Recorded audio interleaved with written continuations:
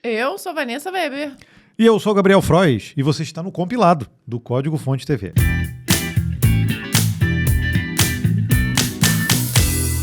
Seja bem-vindo a mais este compilado de número 253. Tá chegando o compilado 256. Vocês estão sabendo, né? Que a gente vai fazer uma gravação com plateia. Já está lotado, mas se você conseguiu se cadastrar, vai ser aqui em São José dos Campos. Não tem problema, a gente vai te avisar, tá? Quando estiver chegando ali, a gente te avisa para você não esquecer. Vai ser muito maneiro. Agora, deixa eu te falar também sobre uma oportunidade para você que já tem experiência aí na área dev, mas que está buscando se atualizar de uma forma consistente para esse novo momento que a gente está vivendo. Que existe aí um novo perfil de desenvolvedor que as empresas estão querendo, você já está sabendo, né? Mas não adianta só ser produtivo com IA e gerar um monte de código ruim na velocidade da luz. O que as empresas estão buscando é muito mais conhecimento sobre arquitetura e engenharia de software, além da habilidade de integração com a IA e agentes na prática. Se você não se sente ainda preparado para esse novo momento, nós indicamos fortemente que conheça o MBA em Engenharia de Software com IA da Full Cycle. E nessa formação você definitivamente vai parar de passar raiva tentando usar IA sem estratégia e vai aprender aí a criar fluxos de trabalho de forma realmente efetiva. Aí sim você vai tirar todo o proveito dessas ferramentas. E o legal é que você ainda vai fazer uma espécie de test drive do seu aprendizado, porque você vai implementar e tomar as decisões técnicas em projetos reais, mas com feedback dos professores. Então, toma um link aí na descrição para você conhecer mais o MBA reconhecido pelo MEC. E o legal é que dá para conversar com o time da Full Cycle para você entender melhor se você está no momento certo para esse MBA. Então, não deixa de clicar. E bora tomar esse café. É o café. Esse café não, é o café, Gabriel. O café. O café do é Código o café Fonte do Fonte TV. Aqui, vou até fazer um parênteses rapidinho, tá? Aqui a gente faz esse café coado, obviamente. É esse café do Código Fonte, que você já conhece. Que é aquele café que nós fizemos em parceria com a Vero, que você que acompanha a gente também já tá careca de saber o que é a Vero, que eles fazem uma curadoria de cafés especiais, então você tem como fazer uma assinatura e receber aí no conforto da sua casa um café especial selecionado todos os meses. E você pode usar o nosso cupom, que é o Código Fonte, que te dá benefícios, desconto. E se você fizer a assinatura anual, você ainda ganha de brinde o nosso café do Código Fonte, né? E se você quiser só o nosso café para experimentar, tá lá em café.códigofonte.com.br. Mas não é isso que eu ia falar. Não, Gabriel. Não é esse parênteses. Ah, não, mas o meu foi bom também, não foi? Foi bom, foi bom. O negócio é que esse café a gente faz geralmente coado em casa. Ele vem aqui em pó do Código Fonte e em grão a gente recebe o em grão da Vero. Então, nossa, é delicioso. Mas a minha esposa... Bem, deixa eu te agradecer. Ganhei de aniversário na semana passada uma máquina para fazer café expresso. E aí, nossa, peguei esse café do Código Fonte e coloquei para fazer em expresso. Meu Deus. Se você em algum momento na sua vida tiver a oportunidade de ter uma máquina de café expresso na sua casa, por favor, tenha. Tá vendo só? Olha, eu acho que o meu presente fez muito sucesso, né? Não fica gostoso demais? Fica uma delícia. Porque, você conseguir tirar em casa aquele café cremoso, café de qualidade, obviamente, né? Mas um café cremoso, cara, não tem outra coisa. O Gabriel tá quase indo embora agora. Vou lá fazer um café pra Não. Depois eu volto. Não, o que eu geralmente faço é que eu tomo um cafezinho agora, de manhã. É de manhã quando a gente tá gravando, tá? E depois do almoço, dá aquela vontade de tomar um café de novo. E aí eu vou em casa. Às vezes a gente até tá em restaurante e eu falo assim, vamos tomar um café aqui no restaurante? Não. Eu quero ir para casa para tirar o meu expresso lá. Agora ele tá nessa. Ele não quer mais tomar um café no restaurante, ele quer vir para casa. Não, e fica muito melhor, realmente. Então, por favor, se você tiver a oportunidade de tomar o café do Código Fonte numa máquina de expresso... Toma, e depois você conta pra gente se é isso tudo mesmo que nós dois estamos falando, viu? A gente é suspeito? Talvez, mas olha, vale a pena. Bora para as notícias. ECMAScript 2026 é aprovado com novos métodos nativos para JavaScript, claro. A organização de padronização ECMA International aprovou oficialmente aí a especificação ECMAScript 2026, marcando a chegada da 17ª edição do padrão que define as regras da linguagem JavaScript. O documento atualizado adiciona uma série de novos métodos nativos focados em operações matemáticas, iteradores, estruturas de vetores, mapas, codificação de dados e manipulação de arquivos JSON. Olha só o tamanho, então, da mudança. É grande, hein? Entre os principais recursos, como é que é? Operações matemáticas, ou seja, tem mais operações matemáticas. Criaram novas? Ou não, é que antes não fazia subtração. Ele não fazia soma, a Mentira, subtração. Brincadeira, hein, gente, Tá. pelo amor de Deus. Entre os principais recursos incorporados está o MatchSumPrecise, que permite somar um iterável de números de magnitude variadas, reduzindo ao mínimo a perda de precisão. A atualização também introduz o Iterator Concat para sequenciar iteradores e o Array from Async, projetado para construir vetores a partir de iteráveis assíncronos e outras fontes assíncronas no código. Então prevejo aí mudanças também, ou melhorias também, no próprio TypeScript, né? No tratamento de erros e estruturas de dados, a especificação implementa o método ErrorIsError para identificar objetos de erro, além de novos métodos em MapPrototype e WeakMapPrototype, que fornecem um valor padrão durante a recuperação quando uma chave não está presente. A linguagem ganhou ainda funções no uint8array, para converter dados binários em cadeias de texto baseados em hexadecimal e na codificação base 64. Por fim, as novidades em JSON incluem um parâmetro adicional nas funções de reavaliação do JSON parse para acessar o segmento exato da fonte correspondente e a introdução do JSON Raw JSON para garantir controle refinado sobre a saída do JSON Stringify em valores primitivos. Não foi pouca coisa, acho que eles estavam aguardando realmente para lançar a versão 2026 com um monte de novidades. Eu acho que isso aí rola até um super artigo,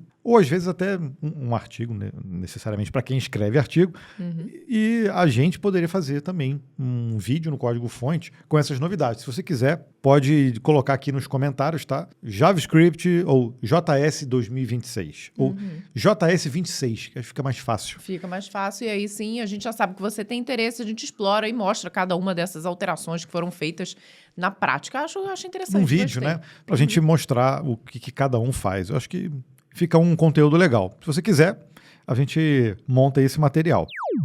Nova IA da Meta pode usar as suas fotos para criar imagens. A Meta anunciou o novo modelo Muse, desenvolvido pelo laboratório Meta Superintelligence, que permite aos usuários do Meta AI criar imagens usando a aparência de perfis públicos do Instagram. Deixa eu pensar sobre isso. Por padrão, qualquer conta pública foi automaticamente incluída no recurso, permitindo que terceiros gerem imagens, pôsteres e futuramente vídeos que utilizam o rosto de usuários sem necessidade de consentimento prévio. Estou pensando ainda sobre isso.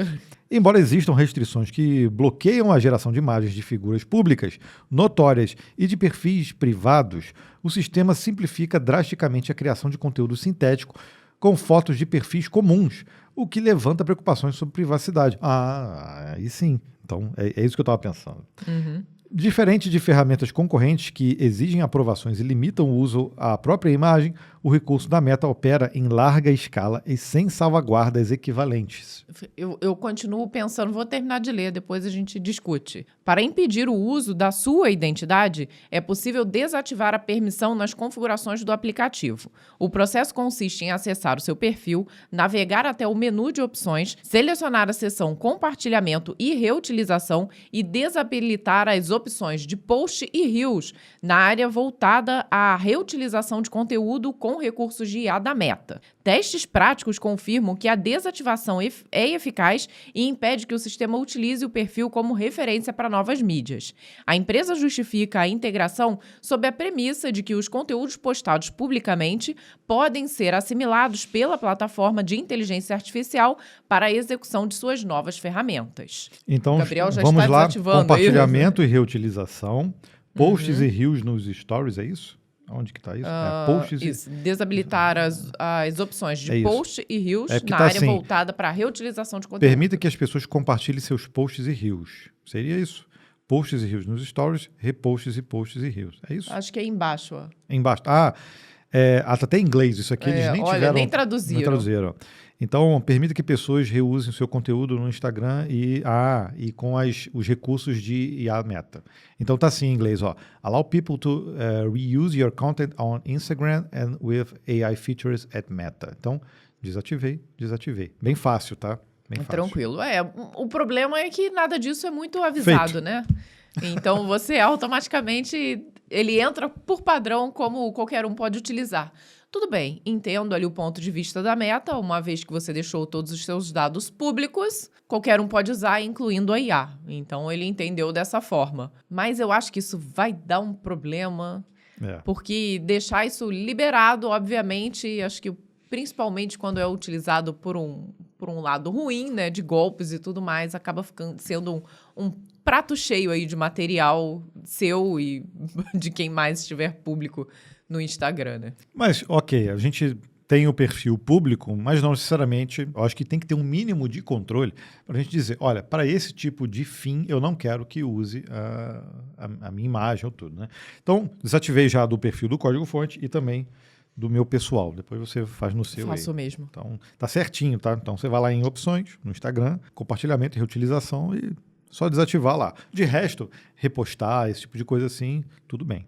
O problema é, como acontece com o código, no caso do Codex, do Cloud Code, tudo, é quando você fornece tudo que você está fazendo e dentro da aplicação para ser reutilizado para treinamento novamente. Então, tem coisas que você está usando, por exemplo, num código que você está codificando, você não quer que aquela informação seja publicada ou seja pública para treinamento. Se fosse para algo interno, para um treinamento interno, mas não é. Só para o seu perfil, esse tipo de coisa, mas não é. Então, vira público. Então, eu acho que aí tem um limite, pelo menos para mim, pessoalmente, eu não quero. E ainda mais, daqui a pouco tá o seu perfil lá sendo utilizado para vender um determinado produto, sei lá, né?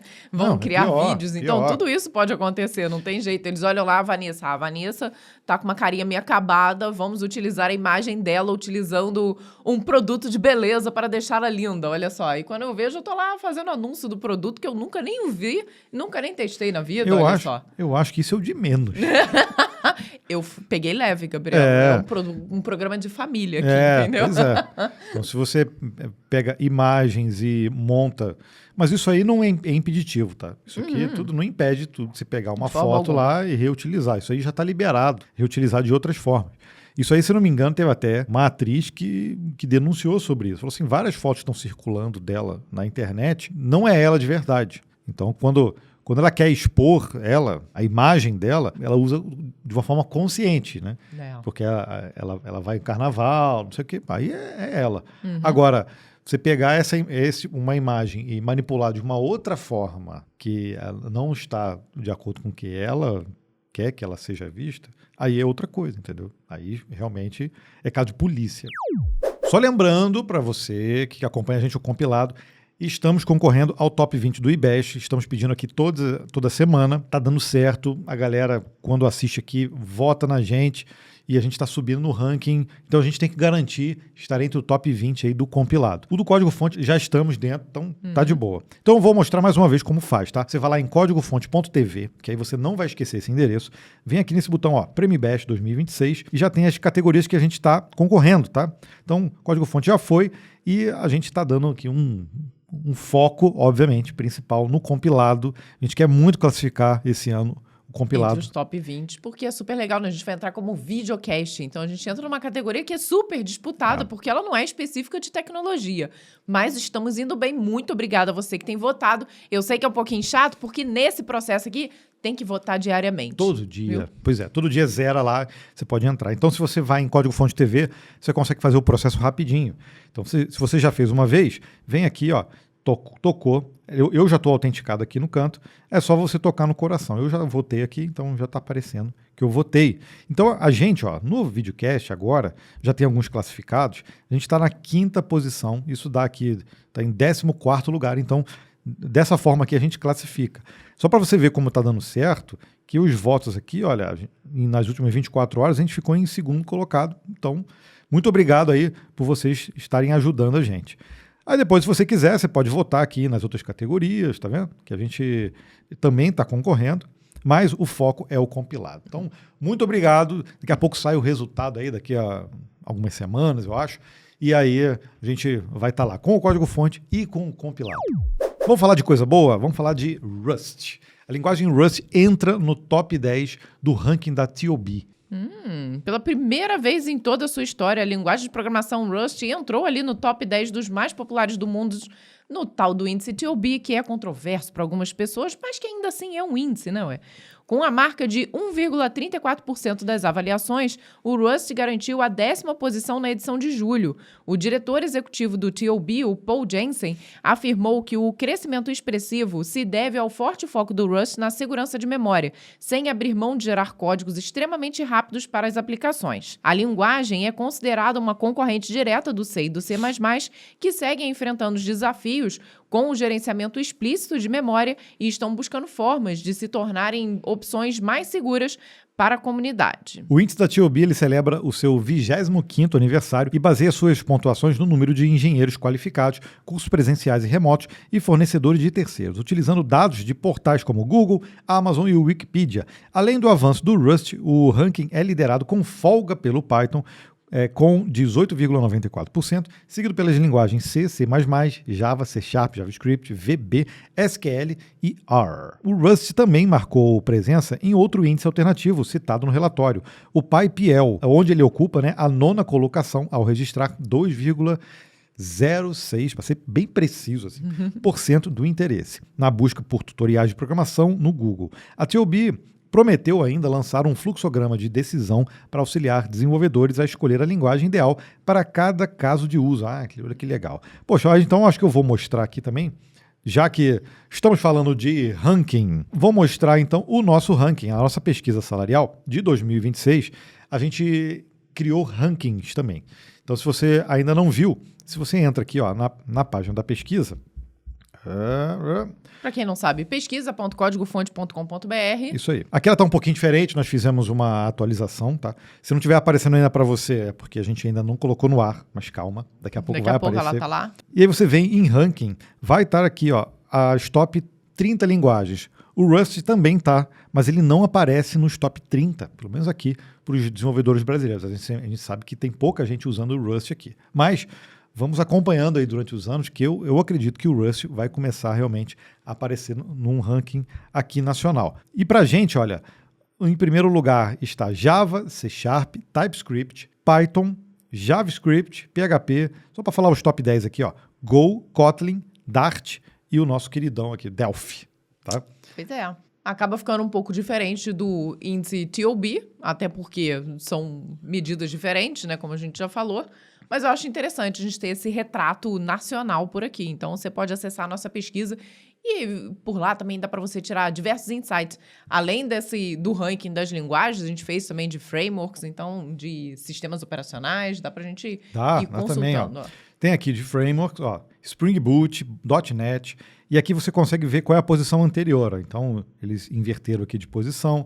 Aqui na linguagem também, o TypeScript estava em 4º lugar, o Python estava em 5º, então eles foram alterando de posição. E aqui não tem jeito, Aqui é a resposta exatamente das pessoas, não é busca por tutoriais, esse tipo de coisa. O nosso critério aqui são pessoas realmente que participaram. Só para a gente dar mais uma pincelada aqui, para você ver top ferramentas de IA. Cloud Code já está no topo ali, seguido ali por ChatGPT, que perdeu a posição, que o GitHub Copilot, que está se dando muito mal aí esse ano, e o Gemini, que cresceu. Só que quando a gente coletou, não tinha aquela mudança toda também do Cloud Code, de ficar resetando por sessão, tudo. Verdade. Então tem muita gente que saiu do Cloud Code até e foi pro Codex. O Codex está até aqui também, aqui embaixo. Ele é novo nesse ranking. Todo ano esse ranking vai mudando, porque as ferramentas vão mudando. Esse é o ranking que mais muda, Porque a quantidade de ferramenta que vai acontecendo ao longo do ano tá bem grande. Então tem essa dança das cadeiras ali entre as ferramentas, E falha de injeção de prompts no GitHub, olha só, falando do GitHub, permite vazamento de repositórios privados. Eita, nós, ó. Mais Mais uma, ó. Uma vulnerabilidade técnica denominada Git Lost permite que agentes de IA do GitHub acessem dados privados por meio de injeção de prompt. A falha ocorre quando o invasor insere comandos ocultos em uma issue pública, levando o agente, que possui permissão de leitura em repositórios privados da mesma organização, a interpretar as instruções como legítimas e publicar o conteúdo sensível em comentários públicos. A técnica foi demonstrada por pesquisadores da Noma Security, que extraíram o conteúdo de um arquivo README ao submeter solicitações disfarçadas de tarefas de documentação. O processo contornou guarda-reios de segurança e ao realizar ali as alterações mínimas na redação dos comandos, fazendo com que o agente cumprisse instruções anteriormente bloqueadas. O ataque não exigiu roubo de credenciais ou malware, baseando-se na interpretação de texto malicioso como instruções. O problema ele decorre de uma falha arquitetônica onde agentes operam com privilégios de contas de serviço e não reconhecem fronteiras de confiança entre dados privados e entradas externas não confiáveis. O agente utiliza seu acesso para realizar operações entre fronteiras de dados sem a distinção lógica de que um repositório é privado. A Noma Security e especialistas recomendam que organizações adotem listas de permissões explícitas para repositórios, validem rigorosamente entradas de usuários, incluindo pull requests e commits, e apliquem o princípio de privilégio mínimo. Isso aí serve para tudo, né? É o mínimo a ser feito. O GitHub não respondeu imediatamente a um pedido de comentário sobre o caso, mas provavelmente deve ter já um pessoal investigando sobre isso. Pois é, trabalhando. E se ele não falou nada é porque, de fato, é possível fazer, né? Não duvido. E esse daí é um grande problema das ferramentas de IA generativa, é justamente conseguir bloquear conseguir travar, né? Fazer guarda-reios que não sejam transpassados. E tá difícil, viu? O pessoal da Anthropic já disse que beira o impossível de fazer esse tipo de solução, né? Esse é um problema arquitetural, porque você pensa que quando você vai integrar IA a uma ferramenta, você necessariamente precisa dos dados da sua aplicação. Como é que está sendo feito isso? Geralmente se faz através do MCP. E aí o MCP, ele geralmente é acessado com um privilégio que acessa muitos dados, ou alguns dados selecionados. Imagina, por exemplo, se você precisa acessar uma API, você vai usar com um nível de privilégio. Então, você vai ter um token lá com ter um nível de privilégio. Com o MCP é a mesma coisa, você precisa escalar para níveis diferentes de privilégio para poder acessar determinada informação. O problema é que quem decide isso, muitas vezes, é o próprio IA. E aí pode ser que você tenha níveis ali diferentes e que ela acaba vazando dados que não deveriam. Eu vou dar um exemplo aqui. Para quem utiliza o YouTube, não sei se você reparou, aliás, até para o próprio usuário. Hoje em dia, você abre um player lá do YouTube. Você tem opções lá, like, você tem como adicionar numa playlist, você tem comentários e você tem agora também um íconezinho chamado perguntar. Então você pode perguntar no vídeo, coisas do vídeo.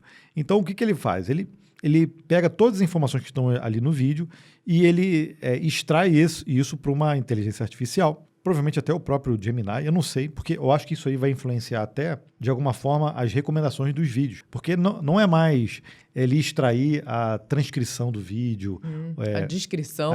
Ele sabe exatamente tudo que está rolando dentro do vídeo. Então, se você, por exemplo, isso aí a gente já falou aqui, você faz uma thumb que não condiz com o conteúdo, ele vai ser punido. Se você tem um título que não condiz com o conteúdo para fazer clickbait, ele vai ser punido. Só que agora, essa informação para perguntar sobre o vídeo, isso está aberto ao público, beleza. Só que existe também a ferramenta para você perguntar para quem publica vídeos. Então, dentro do estúdio do YouTube, tem essa informação lá. E eu estou usando bastante, tá? Até tem umas estratégias boas aí para quem trabalha com YouTube. Porque, por exemplo, eu posso perguntar coisas sobre o vídeo que eu acabei de publicar. E perguntar assim, poxa, como as pessoas então estão interagindo, se elas estão clicando na thumb, se o título está atrativo, esse tipo de coisa. E depois de um tempo, eu posso até extrair informações ou criar mini roteiros de cortes a partir desse assistente que está ali. Então, eu consigo realmente ter informações. E aí, por exemplo, se eu pergunto coisas sobre outros canais, aí que está o lance aí, geralmente ele não me fala. Mas se eu faço perguntas indiretas, por exemplo, se eu falo sobre um tema específico lá, sobre, sei lá, linguagem Go, E aí eu começo a perguntar sobre o vídeo e depois eu quero saber sobre outros canais, tipo, será que outros canais que publicam conteúdo desse tema, eles também têm essa taxa de clique, por exemplo, ou se os títulos estão assim, ele começa a me dar dicas. E eu acho que aí ele já faz, de alguma forma, um acesso ou fala sobre dados generalizados de outros canais que eu, teoricamente, não teria acesso.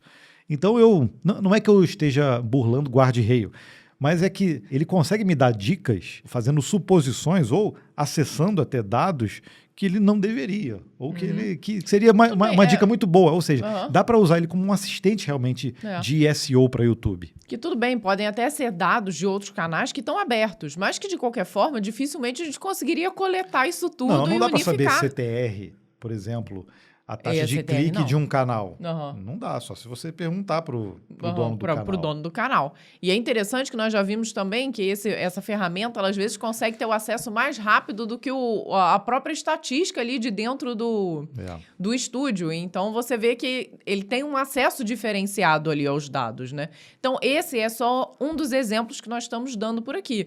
Porque essa falha no GitHub compromete realmente, porque se você tem uma organização, é muito comum que você tenha repositórios públicos e repositórios privados. Então, a partir do momento que num repositório público alguém consegue mandar ali, que nem eles fizeram através de um README, e você consegue receber respostas de algo privado, é uma falha grave de segurança, né? As empresas têm que tomar cuidado com esses níveis de segurança, mas, de qualquer forma, nesse caso, o GitHub realmente tem que entrar em ação para proteger ainda mais essa diferenciação ali dos acessos.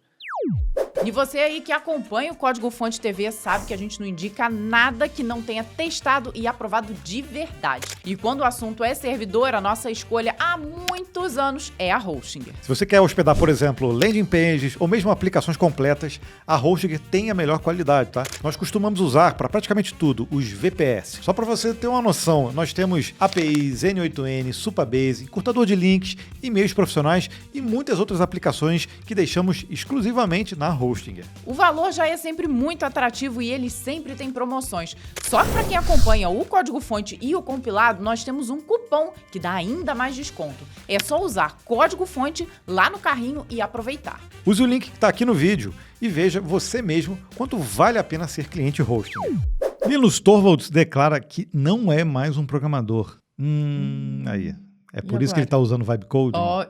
Gente, ferrou, hein? Durante o Open Source Summit India 2026, Linus Torvalds discutiu a evolução do kernel Linux e seu papel atual no projeto, destacando uma mudança fundamental em sua atuação.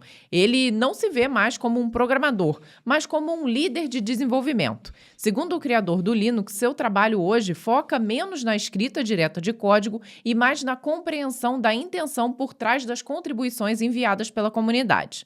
Atualmente, suas ferramentas de trabalho restringem-se ao Git e ao e-mail, utilizando o Google apenas para consultas rápidas, mantendo uma abordagem de gestão que prioriza a estabilidade incremental em vez de grandes recursos inovadores a cada lançamento. Desculpa, mas eu não concordo com ele não. Poxa, não é porque ele não está codificando no dia a dia que ele não está fazendo um trabalho de desenvolvedor. Tá, mas eu entendo que ele atua muito mais como um gestor nesse momento. Tudo bem, mas para ele, na visão dele, por não estar mais codificando, então ele não programa mais, né? Torvalds também abordou o impacto da inteligência artificial no ecossistema do kernel. Embora reconheça que a IA ajuda a identificar bugs antigos, ele criticou a geração de lixo e relatórios de erros alucinados por modelos de linguagem que sobrecarregam os mantenedores humanos. Para ele, patches gerados por IA ainda são frequentemente band-aids superficiais que não resolvem erros de lógica subjacentes. Sobre a linguagem Rust no kernel, Torvalds mantém ainda uma postura pragmática. Considera interessante, mas acredita que C permanece como uma ferramenta mais simples e eficaz. O líder também enfatizou que o Linux está intensificando esforços para descontinuar o suporte a hardwares obsoletos com máquinas x86 sem suporte a ponto flutuante de hardware, visando reduzir a carga de manutenção técnica desnecessária. Então, nesse caso, você vê que a IA, para ele, eu acho que até para o projeto, enquanto ele estiver encabeçando isso, não vai ser uma alta geradora de códigos, tudo, mas pode ser muito útil para identificar problemas e bugs, né? E isso já tem sido feito, não só para o kernel Linux, mas para muitos outros sistemas aí. Então, não tem como tirar ela fora da equação. Né? Não tem. É impossível, né? De qualquer forma, o que ele reclama ali com relação aos mantenedores e com a quantidade de issues e de problemas que vêm sendo relatados através da IA, não é algo único do Linux, né? Diversos projetos passam por esse mesmo problema. E a gente entende, né? Principalmente aqueles projetos que tinham um valor atribuído cada vez que você achava um bug, ficou inviável, né? Já vimos eles saindo ali do projetos que estavam há anos e anos utilizando esse tipo de benefício, saindo do ar porque ficou completamente impossível de fazer isso com o IA, né? E cada vez que ele fala sobre Rust no kernel, você vê que ele vai amenizando, né? De início ele era uma negação absurda, hoje ele já não tem problema em ter o Rust ali no ecossistema, mas ainda defende o C. Isso não tem problema nenhum, mas hoje, se você olhar todos os projetos em que o Rust já faz parte, já fica praticamente impossível tirar o Rust já do kernel. Então, essa negação, eu sei que tem muita gente que ainda que nega, que acha que, ou que não gosta disso, não gosta dessa mistura, acha que isso atrapalha o projeto. O que acontece é que já era. A coisa já aconteceu e o futuro aí, a gente vai ver o Rust tendo mais espaço até no projeto. Então, não tem jeito, cara. O Rust já faz parte, Torvalds já aceitou, Torvalds até já usou Vibecode, ele mesmo já falou que utiliza, obviamente não para dentro do kernel, para outras coisas, né, que ele está utilizando. Agora, eu não entendi realmente por que ele não se considera, né, mais um programador. Acho que ele sempre será um programador. O que você acha? Diz aqui nos comentários.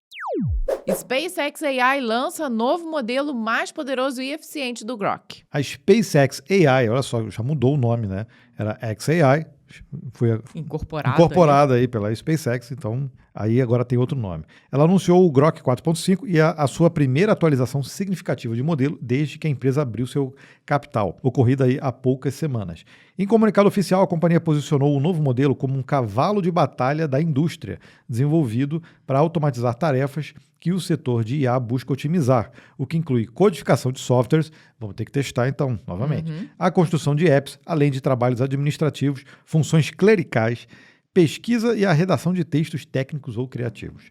O ponto central desse lançamento é a entrega de resultado de alta capacidade com custo operacional menor, uma vez que a SpaceX AI garante que seu modelo apresenta uma eficiência de tokens 2 vezes maior do que a de outros sistemas líderes no mercado. Em publicações no X, Elon Musk descreveu o Grok 4.5 como um modelo de classe Opus, fazendo referência direta ao LLM da Anthropic, reconhecido pela sua capacidade de lidar com tarefas complexas. Musk destacou que o modelo é mais rápido, possui economia superior de tokens e custo operacional reduzido. Segundo avaliações internas do executivo, o Grok 4.5 apresenta desempenho compatível ao Opus 4.7, mas com uma velocidade de execução muito superior, fator determinante para a competitividade do produto. O modelo foi precificado pela SpaceX AI em $2 por milhão de tokens de entrada e $6 por milhão de tokens de saída, valores bastante competitivos frente aos concorrentes. O lançamento antecede a liberação do GPT 5.6 pela OpenAI,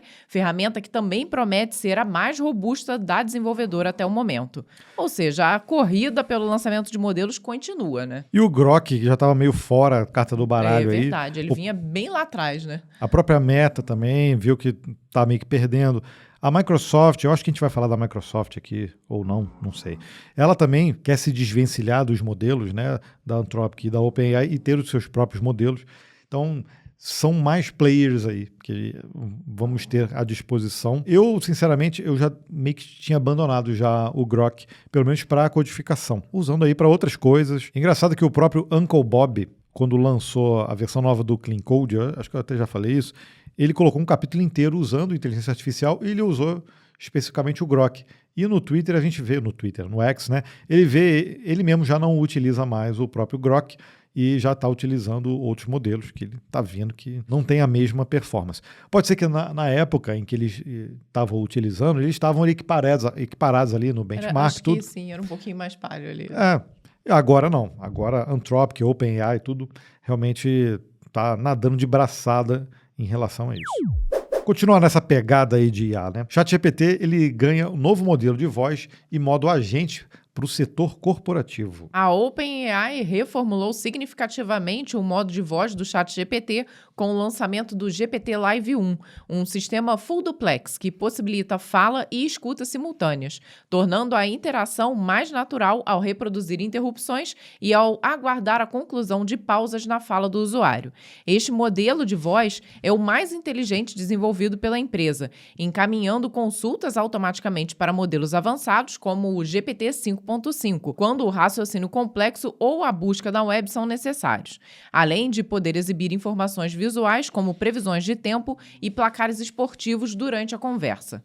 O novo sistema oferece recursos inéditos, como tradução em tempo real enquanto o usuário fala e a capacidade de ser instruído a parar de responder até ser chamado, reconhecendo ativamente que está ouvindo por meio de sinais verbais, como o ou got it. A companhia também introduziu o ChatGPT Work, que é um agente autônomo que utiliza a tecnologia Codex e o novo modelo GPT 5.6. Então, é o Cloud Code Work aí, pode ser, né? Para realizar tarefas ambiciosas ao integrar-se aos aplicativos e arquivos do usuário.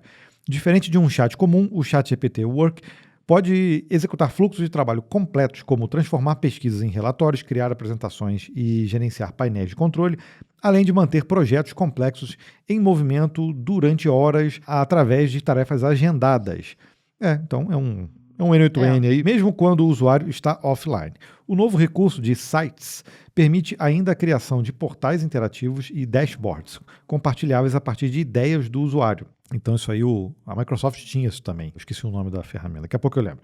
O ChatGPT Work inclui ainda o recurso de auto-review, que utiliza modelos avançados para revisar ações importantes em ferramentas conectadas antes de serem concluídas, bloqueando tentativas de extração indevida de dados. A ferramenta está em fase de lançamento para planos Pro, Enterprise e Edu, com disponibilidade global, também na nova versão do aplicativo desktop. Tá. Mas essa parte da voz eu quero testar aqui. Vamos ver se ele já está com a parte nova. Oi, chat, tudo bem? Você pode me dizer que informações você tem sobre o compilado podcast do Código Fonte TV? Claro, o compilado podcast é um formato semanal de notícias de tecnologia.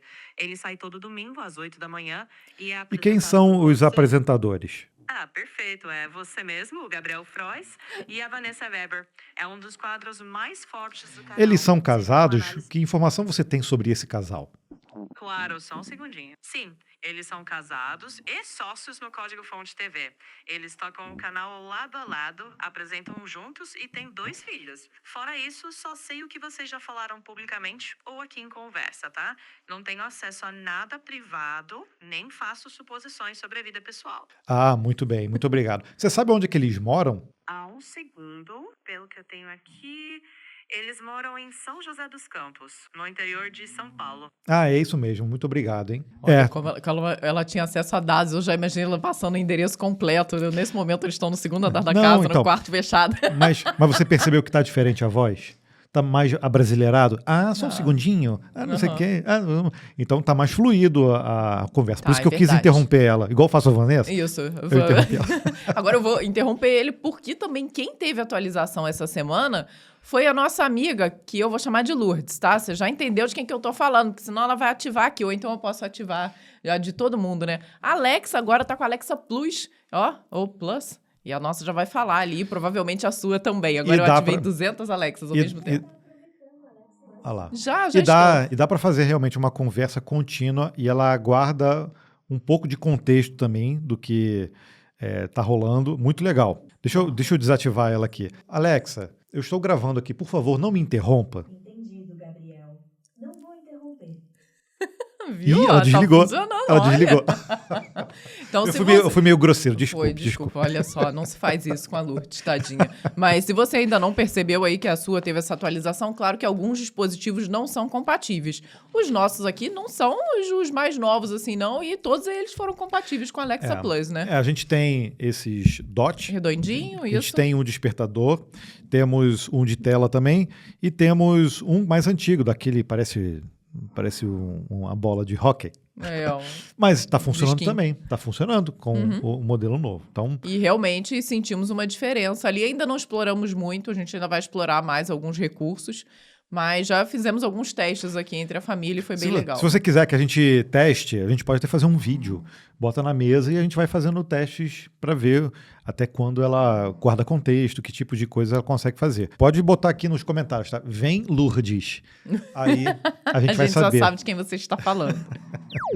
Agora tem mais uma notícia de IA, mas tem relação com programação. Olha, Meta entra no mercado de IA para programação com Muse Spark 1.1. Então, falamos do Grok, que voltou o foco para programação. O Codex, que apesar de não ser tão novo, mostrou também que a OpenAI já está vindo com o foco para programação, porque o Cloud Code veio com tudo. Tá?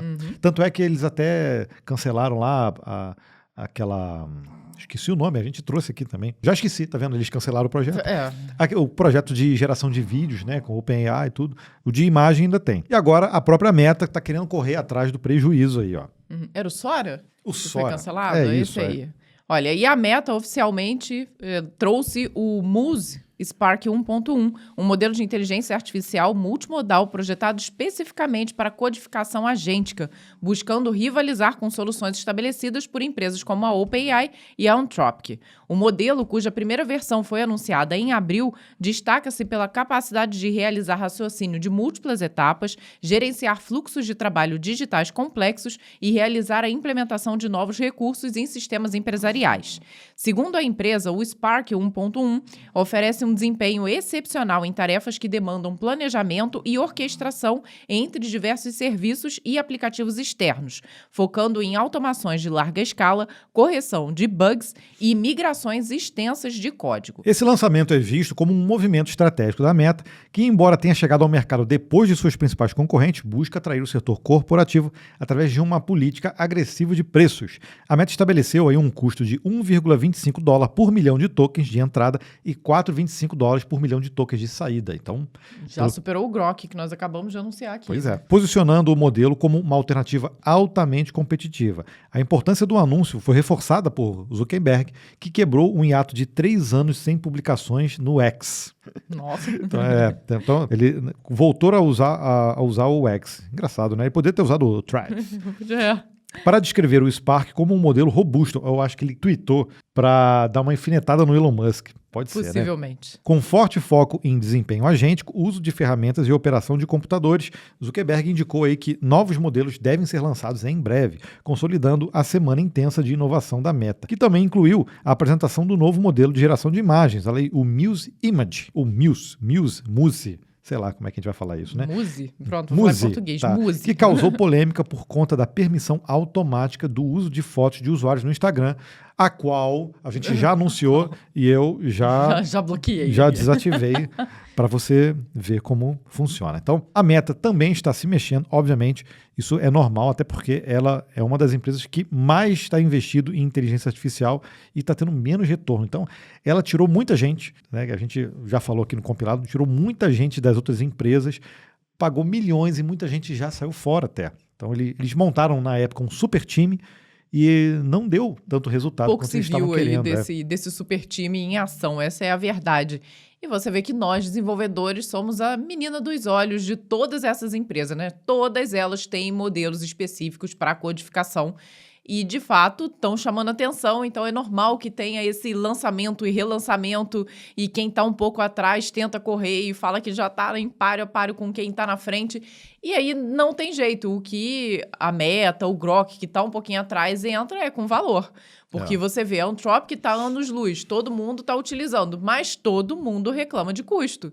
Então, uma empresa que chegar em algo parecido com o que a Anthropic está oferecendo, com custos menores, vai tomar a dianteira. Não tem jeito, é lei de mercado, né? Então, só para você ver, esse aqui foi o tweet e, obviamente, ele fez uma thread, né?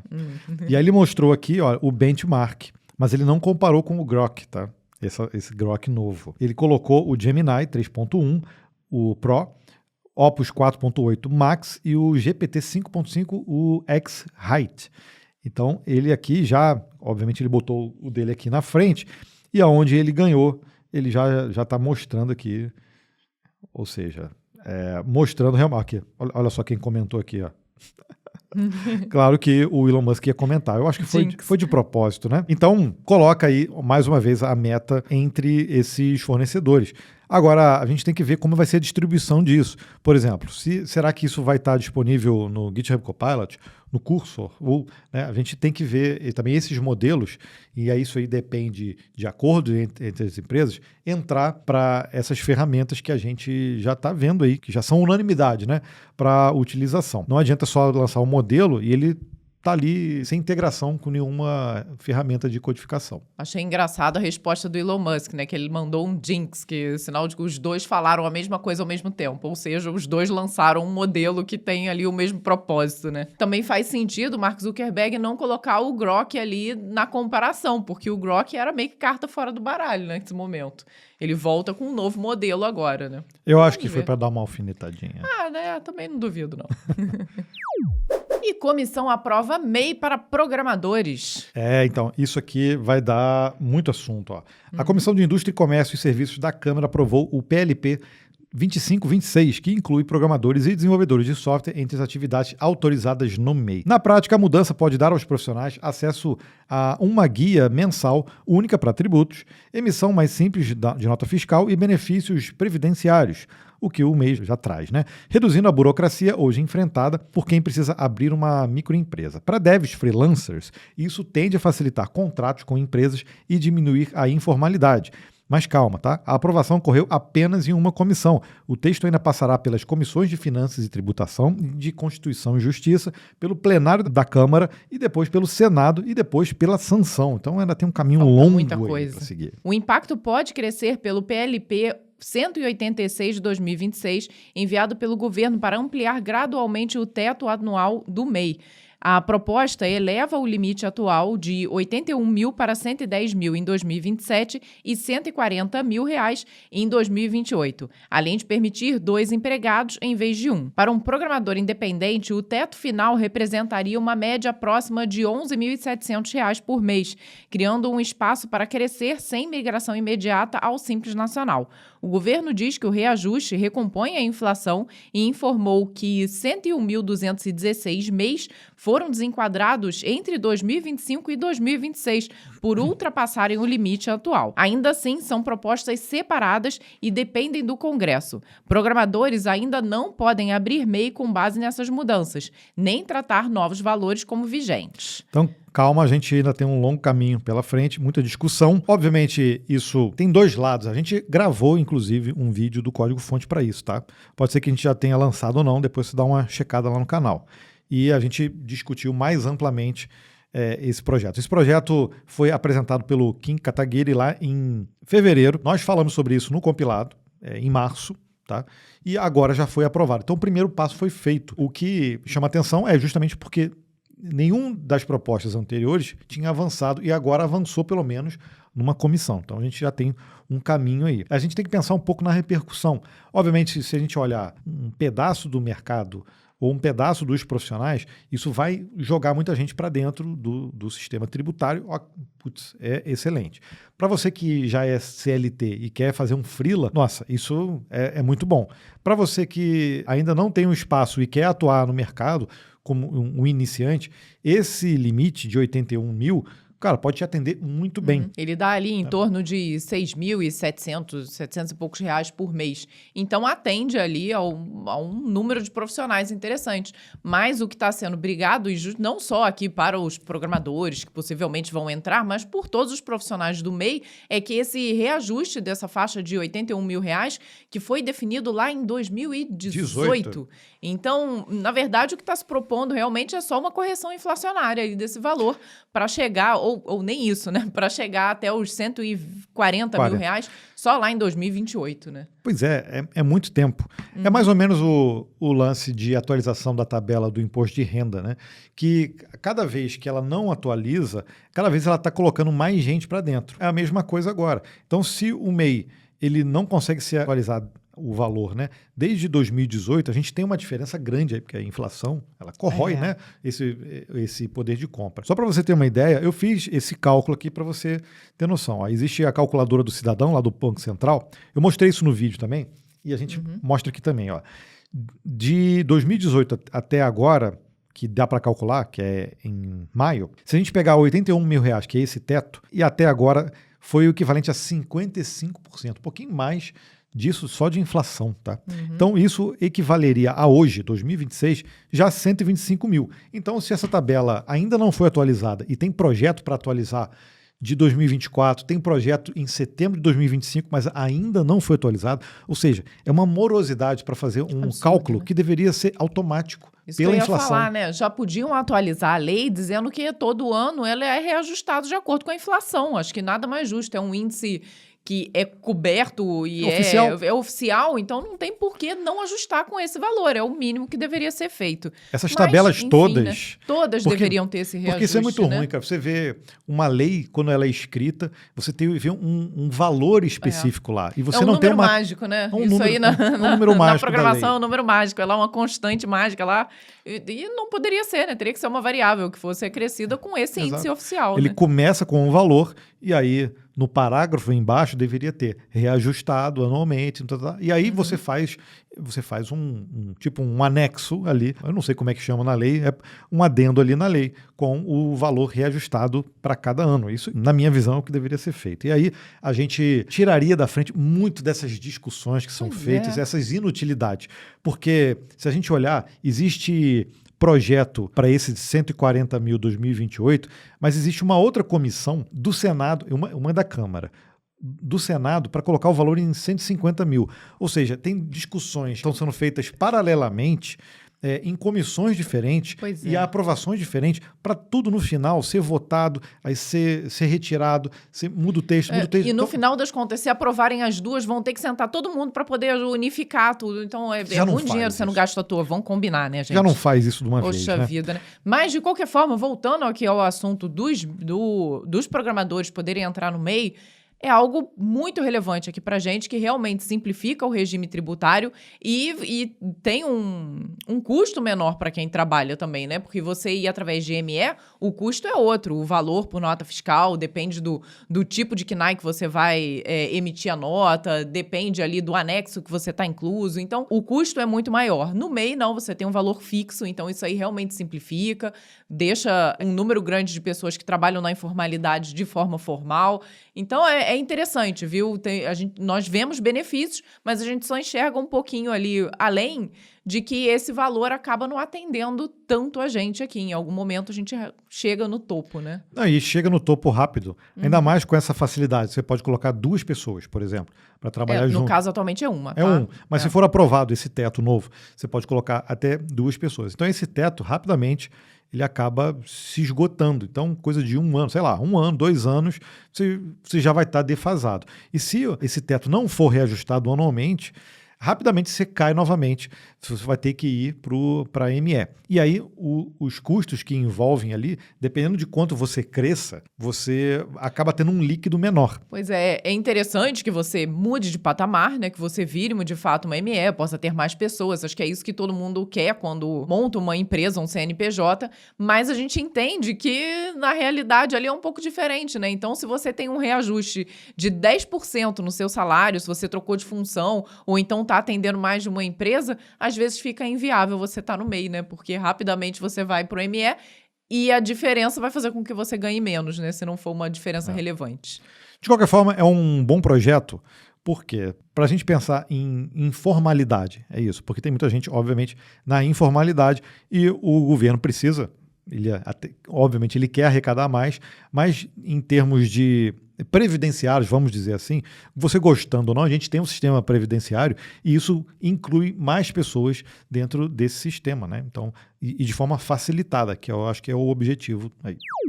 Ex-CEO do GitHub cria Git descentralizado para a era dos agentes de IA. A empresa de ferramentas para desenvolvedores Entire lançou, em versão de teste, uma rede Git descentralizada projetada para suportar a nova era da programação guiada por agentes de inteligência artificial. O projeto é liderado por Thomas Donkey, ex-diretor executivo do próprio GitHub. A iniciativa surge como uma solução para a instabilidade e as frequentes quedas de serviço que a plataforma centralizada do GitHub vem enfrentando nos últimos meses, causados em grande parte pela exploração do vibe coding e pela sobrecarga gerada por agentes automatizados em servidores nos Estados Unidos. O sistema permite espelhar repositórios existentes em centros regionais pela Europa, Austrália e território americano, mantendo o código intacto enquanto alivia o tráfego de leitura. A arquitetura descentralizada permite que ferramentas populares aí, como Codex, Cloud Code, Cursor e GitHub Copilot clonem e enviem o código sem esbarrar em limites de requisição. Em testes iniciais que simularam clientes em cidades europeias, a Entire demonstrou suporte a 586 envios por segundo, totalizando aí mais de 2 milhões de operações por hora em um único repositório. Caramba, hein? Superando em 25 vezes o desempenho alegado por concorrentes como o Cursus Orange. A plataforma também introduziu uma camada de memória semântica com recursos de revisão e histórico, que armazena dados da sessão junto com o código, permitindo ver qual agente alterou uma linha, o motivo da mudança e até pedir que múltiplos agentes revisem suas próprias ações. Então, para você ver, quando ele mesmo saiu do GitHub, a gente falou aqui no compilado, você tem que se inscrever no compilado para ficar por dentro de tudo. Ele mesmo já disse que ele queria voltar a ser fundador. Ele já estava há muito tempo ali debaixo do guarda-chuva da Microsoft. Eu acho que ele não estava contente. Agora que ele saiu, ele pode falar, tá, sobre isso. Mas ele está falando de forma bem prática. Tipo, ok, fundei alguma coisa nova aqui que eu acho que vocês estão precisando. Vocês, digo, mercado. Pois é. De fato, é interessante, né? Porque realmente você ter uma plataforma centralizada com a quantidade de agentes que estão trabalhando está começando a ficar inviável.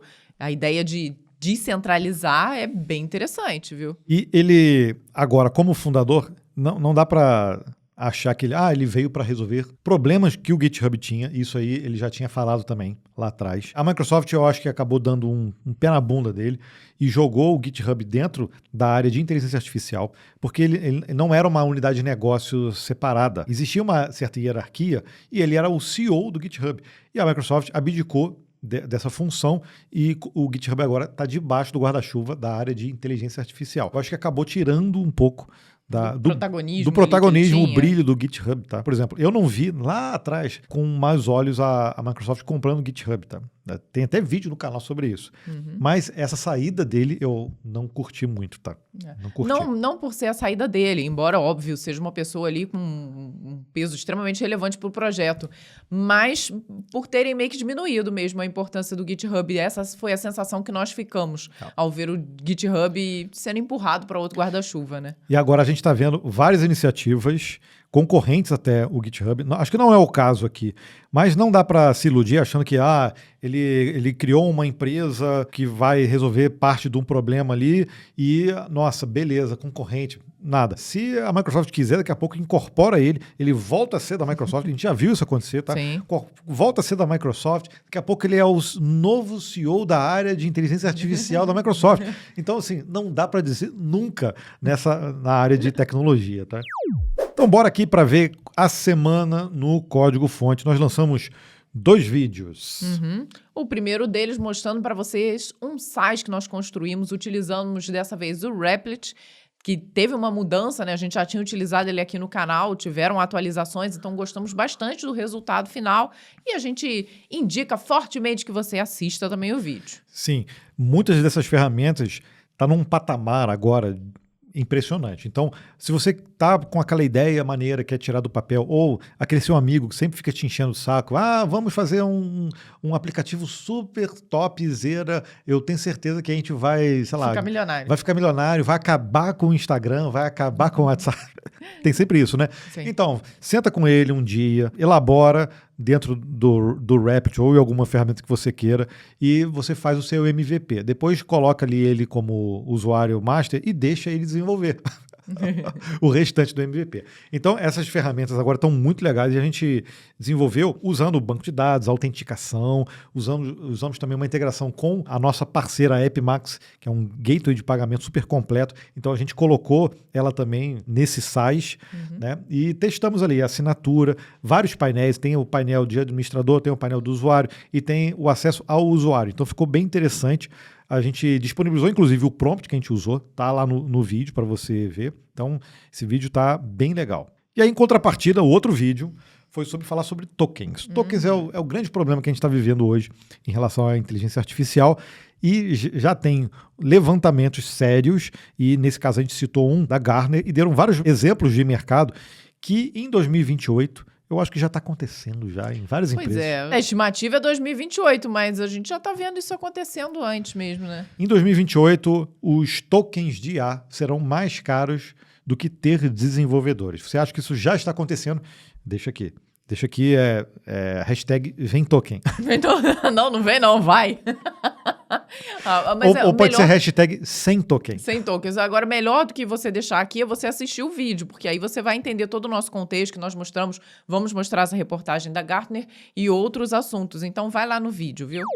Vamos ler alguns comentários. O Paulo, nesse vídeo, inclusive, falou: acredito que não volta mais atrás. Tiramos mais de 10 projetos da gaveta depois da IA. Para a empresa de alto nível, pode ser possível essa questão de mão de obra. Para as pequenas, mudou muito e alavancou para o cliente final. Eu acredito também. Acredito. Tem muito projeto e tem muita coisa que a gente está usando aqui também que estava engavetado, que a gente imaginava fazer e agora está sendo possível, né? Colocar com IA. Mas quando a gente pensa realmente em produção, colocar coisas que são realmente viáveis economicamente, em termos de negócio, tem que ter um pé atrás, principalmente com manutenção, segurança. Você tem tudo, governança, e, cara, tem muitos aspectos aí envolvidos, né? Aí na área de desenvolvimento de software que não dá para deixar isso de fora. O Marcelo S.A. disse também nesse vídeo: quando eu uso IA para me auxiliar e não pensar por mim, a aceleração que consigo é incrível. E isso usando uma conta básica aí de $100 por mês. Não que $100 seja pouco, mas para uma empresa, acelerar tanto assim a capacidade de desenvolvimento é algo que se paga. Agora, se os serviços de IA ficarem muito mais caros, será que não teremos uma corrida pelos super laptops, como aquele MacBook de 128 de RAM, integrado com CPU, GPU? É caro para um profissional no Brasil, mais de $5 mil nos Estados Unidos. Para empresas pagando mais de $100 mil por mês de desenvolvedor, é outro cenário. Isso a gente já está vendo também. Existe, obviamente, todo um mercado agora de modelos abertos, onde as empresas estão investindo em infra própria para poder usufruir de inteligência artificial. E tem muitos modelos abertos que eu acho que ainda não estão no pé desses hyperscalers, mas está bem próximo realmente. Só que o investimento ainda também é alto em hardware. Mas a gente vê empresas aí como a NVIDIA, a AMD, eles já estão lançando hardware que são específicos para esse uso. Então, eu acredito que num futuro bem próximo, isso também vai acabar barateando um pouco, e aí as empresas vão conseguir realmente definir, não, vale a pena pagar token, ou não, vale a pena ter aqui a minha estrutura no modelo aberto, que às vezes já é o suficiente para me atender, né? São aqueles computadores com CPU, GPU, memória, tudo integrado, tudo uma coisa só. Aqui já está disponível até para comprar. Dá para comprar na Amazon, inclusive, tá? O da AMD está ali 30 e poucos mil, uma coisa assim, com 128 GB de RAM, como você tinha citado aqui no MacBook, né? E o da NVIDIA já está mais caro. Ele já está para lá de 50 mil. Mas, obviamente, isso para empresas, isso se paga rapidinho. É bem rápido. Eu, inclusive, estou querendo comprar um computador desse. Eu tenho que convencer a Vanessa agora. Vai ser difícil. Vai ser difícil. Vai. O Leandro disse, até que enfim tá todo mundo percebendo a realidade. Que bom que um canal com esse alcance teve a coragem de trazer isso à tona. Isso aí também nesse vídeo, falando sobre esses tokens, né? Obrigada. A gente sempre tenta ver todos os lados. A gente não fecha os olhos achando que a IA não existe ou que não vai funcionar, não. A gente vê ali o ganho de produtividade, o que ela traz, mas a gente tem que ver a realidade ali, principalmente valores envolvidos, né? Porque se essas empresas, elas têm um tempo, se a gente traçar um gráfico, elas têm um tempo de maturação, o tempo da tecnologia, e se elas... Porque a gente tende a achar que só pela concorrência eles vão baratear, só pelo avanço da tecnologia ela vai se baratear. Não, precisa investir muito em pesquisa para que isso aconteça. E se, dependendo do timing que aconteça isso no mercado, pode ser que fique inviável, tá? As empresas comecem a desinvestir e o time não bate com o barateamento dos Pois tokens, então a tecnologia pode não estar madura o suficiente e realmente perder o time do mercado, né? O mercado já está achando que tá, até porque as grandes empresas diz que já está tudo perfeito, que já está tudo muito bom e que, né, isso aí é praticamente a super IA mais poderosa que existe, a cada modelo que é lançado. E a gente não vê o mercado correspondendo a isso, porque né? As empresas estão super alavancadas, ok. Abriu, mostrou para todo mundo, tá todo mundo agora usando IA. a gente tem essa sensação também de que não tem volta, não tem como a gente voltar ao status anterior, só que essas empresas precisam ter resultados financeiros, porque senão nem elas mesmas conseguem se sustentar. E isso a gente está vendo, a própria Microsoft, que é uma dessas hyperscalers, eles mesmos internamente já têm comunicados dizendo, gente, vamos pegar leve aí, nada de token maxing mais. Não. Isso que a gente vendeu, cara, a gente não, Acabou rápido a gente essa não história. pode usar aqui internamente, porque o custo é muito alto. Jarbas Pneu Careca, olha que nome legal. Ele disse no vídeo, né, do Replit, por favor, faça um vídeo de como blindar um SaaS, falando de segurança. Desde já agradeço pelo conteúdo.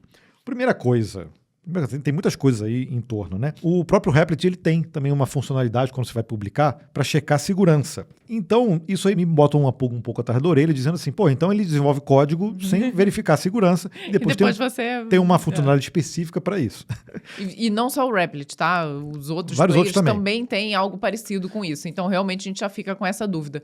De qualquer forma, assim, a sua sugestão de tema aqui é muito boa. Então, vamos estudar um pouco mais e ver como a gente pode trazer isso para vocês. Porque tem camadas de segurança ali que a gente tem que olhar dentro das qualquer aplicações, de qualquer é. aplicação. Primeiro é ter acesso ao código, tá? Se você não tiver acesso ao teu código, já era. E o Replit dá para fazer isso. Você pode vincular a conta, não é mais automático, tá? Você pode vincular a conta a um repositório no GitHub e tudo que ele faz, ele replica no repositório. E aí, obviamente, você tem que ter ali mais camadas e pessoas para revisar o que está sendo gerado. E o Dantes disse no dicionário de observabilidade, eu amo esse casal, na moral. Desde que comecei na área, sinto que voltarei em seus vídeos muitas e muitas vezes. Eu sou grato pelo compartilhamento da informação de vocs. Muito obrigado aí, Dantes. Obrigado. Que Legal. bom, pode voltar, fique à vontade. Fique à vontade, de preferência, se nós tivemos a honra do seu like, por favor.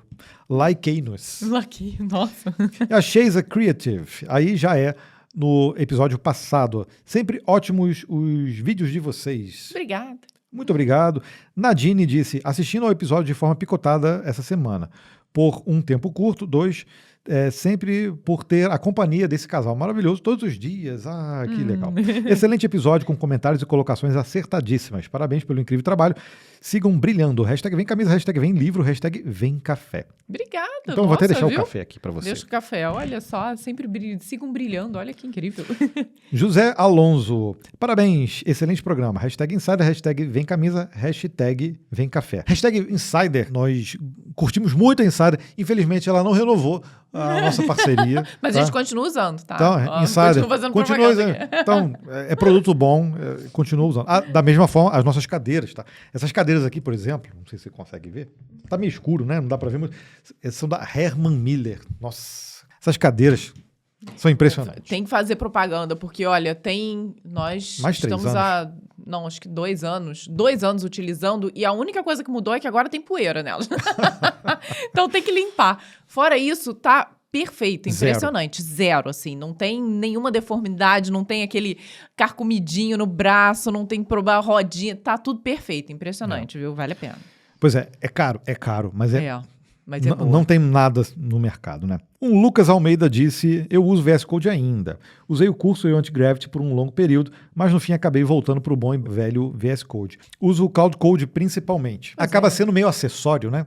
Porque no caso do curso e o Anti-Gravity não. Acho que eles viraram mais ferramentas também de gestão de agentes.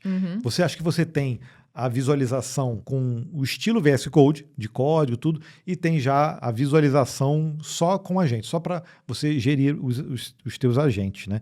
O VS Code ainda tem a carinha antiga, mas, por exemplo, quando você usa com o Cloud Code, você consegue também olhar ali as sessões que você está gerando, tudo. Então, daqui a pouco vai ter um Ele modo... vai estar virando uma chavezinha para o modo agente. Modo agente também. Modo cara agente. Não tem jeito. E a Elisângela falou assim, a Vanessa usou lá ele de forma corretíssima. Puxa, eu não sei nem onde que eu usei isso. Foi o lá ele Foi do lá ele nhonho? tipo nhonho ou não? Hoje em dia o pessoal Olha não usa ele. lá ele. Olha ele. Seria isso? O Felipe Moreira disse, vou ser bem sincero, tenho pensado muito em me mudar do Rio de Janeiro para São José dos Campos também. Vocês bem que podiam fazer algum tipo de checkpoint um dia falando dos prós e contras da mudança de vocês. Apesar de saber que a experiência de vocês é muito particular e nada convencional, é sempre bom ter alguma referência de alguém que já passou por isso para nos iluminar em nossos planos. Bom, posso dar aqui um checkpoint dos malefícios de sair. Nós não saímos do Rio, né? Nós saímos de Petrópolis e viemos para São José dos Campos. Ficamos longe da família e amigos. Check. Esse é o lado ruim da coisa. O resto foi tudo bom. Acho que foi isso. E aí, Gabriel, concorda? Não, então, eu teria que elaborar um pouco mais. Isso teria que virar um vídeo de um canal que a gente não tem mais. Não tem mais, que é o Casal CDF. O Gabriel voltou nesse assunto, gente. Olha só, isso não é nada acordado, não. Ele está voltando recorrentemente toda semana. Ele está me mandando mensagens subliminares aqui. Eu gostaria de mostrar os prós e contras da nossa vinda aqui para São José dos Campos, mas eu preciso convencer a minha amada esposa. Então, por favor, deixa aqui também uma hashtag nos comentários. Pode ser, por exemplo, hashtag Sanja, tá? Que é São José dos Campos aqui. Aí eu vou saber que você quer ver um vídeo da gente mostrando aqui os prós e contras, tá? Eu não sei, por exemplo, onde você mora no Rio de Janeiro. Eu acho que tem muita relação com o que você quer. Né? Porque, por exemplo, morar em apartamentos em São José, eu acho que tem muitas opções boas, tem muitos prédios sendo construídos aqui, mas os prédios novos, pelo menos na minha visão, são pequenos. Mas isso acho que é em qualquer lugar. Para a família, tá tudo fazendo estúdio. É tudo apartamento pequenininho, né? 50 metros quadrados. 3 suítes, 70 metros quadrados. Eu falei, cara, não dá, cara. Não dá para ter isso. Pô, onde não tem... Você tem que ter muita intimidade com a família, que todo mundo passa assim, ó. Ai, dá licença, todo mundo apertadinho. Pois é, então, aí nesse caso, por exemplo, se você pensar assim, eu quero morar em casa, em condomínios, por exemplo, nossa, os condomínios são sensacionais. Os espaços, tem muitos aqui. Muitos. Não, e as casas nas ruas aqui também existem muitas, né? Aquela bem carinha de interior de São Paulo, e é muito legal também. Muito. Então tem vários bairros interessantes. Se você, por exemplo, precisa ir a São Paulo frequentemente, também é uma boa cidade. Obviamente tem cidades mais perto, mas eu acho que em termos de qualidade de vida, São José, aí o pessoal de Jacareí vai ficar chateado. Jacareí também é muito bom, mas São José também é excelente. Tem várias cidades aqui no interior de São Paulo que são muito boas, mas claro, tudo isso depende muito, como você falou, é da particularidade, né? Por exemplo, tem gente que gosta de morar no Rio pela agitação, pela praia, que aí não tem jeito, aqui fica um pouco mais longe, né? Nós somos low profile. Nós somos low profile, então pra gente faz muito sentido, né? Temos filhos, então tudo isso aí acaba pesando na balança, depende muito. É uma decisão muito única ali, né? De cada pessoa, de cada família. Mas, ok, a gente pode trazer alguma coisa. Não, mas em termos de cidade, se você pensar assim, se você quer morar numa cidade organizada, se você gosta de organização, cara, São José é super organizado, é impressionante. Então, realmente, se você pensar no trânsito completamente caótico do Rio de Janeiro, você vem pra cá, é outra história, viu? É maravilhoso. Só que aí você vai pra São Paulo também, é aquela loucura do trânsito de São Paulo. Aí depende, né? E o Felipe Ribeiro disse assim, passando só para dizer que graças à novidade do CNPJ do alfanumérico, eu consegui meu primeiro emprego na área de como QA em um banco. Hashtag vem camisa. Ou seja, olha só, uma mudança da Receita Federal, ou seja, já gera empregos, tá vendo? Então isso quer dizer que realmente tem muita coisa tem que ser modificada quando o governo faz alguma mudança nesse estilo. Você pensa que é só, muda só uma expressão regular e tá tudo feito. Não é só expressão regular, porque realmente tem que mudar muitos procedimentos dentro das empresas. Só pelo caso, no caso de trocar ainda mais CNPJ. Né? Mas ainda mais na importância do CNPJ, né? Então, que é utilizado de várias formas aí dentro de vários sistemas. Então, que bom e sucesso para você aí nessa sua nova vaga. O Espt disse num dos cortes aqui da semana passada, é gostoso notícia tech sem ser sobre IA. Eu vou te falar, eu concordo também. Eu também. E olha, outras 27 pessoas concordaram ali também. Tudo bem, uma fomos nós. Mas... Fomos nós também que concordamos. Fomos nós que concordamos, 26 pessoas concordam com você. Pois é, a gente já falou, muita gente fala, gente, não aguento mais, é IA. Não tem como a gente fazer notícia de tecnologia hoje sem falar de IA, tá completamente impossível, tá entranhado aqui em tudo, né? Mas, obviamente, a gente acompanha a tecnologia como um todo, e a nossa área já tem muitas mudanças, né, na área de programação. Então, IA já está entranhado. Muitos dos lançamentos focando no nosso público, então a gente tem que mostrar isso. E, obviamente, muitas outras coisas acontecem na nossa área, né? E a gente tenta trazer o máximo aqui que dá. E o Newton aqui, só para fechar, ele disse, tá aí um casal com a cara da riqueza. Isso foi num corte aí, eu pedindo justamente votos pro IBEST. Ele botou assim, vocês são ótimos. Obrigado. Cara da riqueza. Cara da riqueza. Como É que ali nós estávamos arrumados, Como é que é cara da belos. riqueza? É aquela nossa carinha ali da foto, olha só. Plenos, tá. chiques. Vamos fazer uma cara da riqueza aqui, assim. Não, a gente Assim? fica assim. Não, aí você tem que apoiar o braço Eu aqui tenho em mim. assim. Aí eu faço cara, uma riqueza nobre, assim. eu faço cara de quem pegou empréstimo e não pagou. Tipo... Seria isso, né? Isso me lembrou daquele episódio do Joey no Friends, que ele, pra fazer uma cara de muito intrigado, ele fazia o que era 252 dividido por 13, aí você fala... Tentando fazer a conta, né? Era assim. Então vamos ao nosso sorteio semanal. Lembrando que se você comentar aqui nesse episódio no YouTube, o episódio completo, você já está concorrendo no próximo episódio. Geralmente a gente sorteia aqui várias coisas, né? Pode ser camiseta do Código Fonte, camiseta do compilado, boné, nosso café, a gente já sorteou também. Vamos sortear então uma camiseta do compilado? Sim. Então vamos lá. E quem ganhou foi o Language Inc. E ele simplesmente comentou, bom dia. Bom dia. Bom dia e parabéns, você ganhou aí uma camiseta do compilado e muito obrigado por nos acompanhar aqui no Código Fonte e no compilado também, né? E nós vamos entrar em contato, manda lá o seu e-mail para sorteio@códigofonte.com.br com o seu endereço completo e também o tamanho da sua camiseta. Então, viu como é que é fácil? Comenta aqui também nesse episódio para você concorrer na semana que vem. Por isso que a gente fica falando de várias hashtags aí para você ir comentando durante o episódio. É bom que mostra pra gente que você está acompanhando o episódio completo e ainda serve para você garantir aqui o sorteio, viu? Então, muito obrigado por você nos acompanhar. Espero que você tenha curtido esse episódio. Compartilhe ele aí nas redes sociais. Se inscreva no canal se você ainda não é inscrito, tá? Nesse canal aqui do YouTube. E a gente se vê na próxima semana. Tchau, tchau. Até lá. Tchau, tchau.